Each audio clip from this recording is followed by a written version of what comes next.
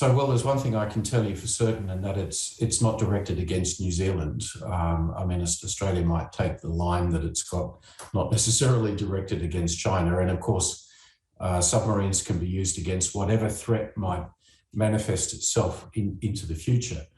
But I can assure you that none of this would have gone ahead were it not for the more aggressive and assertive policies that have been pursued by Xi Jinping over the last half decade and more, militarizing the South China Sea, imposing China's authoritarian control in Hong Kong, threatening Taiwan and Japan on a daily basis, economically punishing Australia.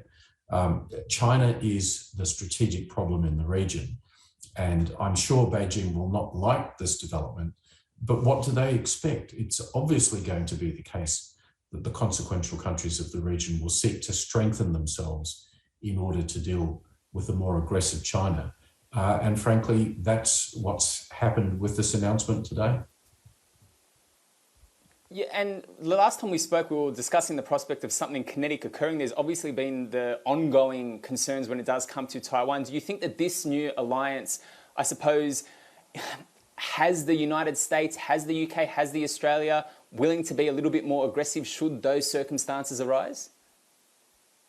I think the most important thing to do is try to build a stronger deterrence effect in the Indo-Pacific region so that China looks at its options with regard to Taiwan and concludes that it's just not worth pursuing a military game against Taiwan, that there's too many other forces that are ranked up against them.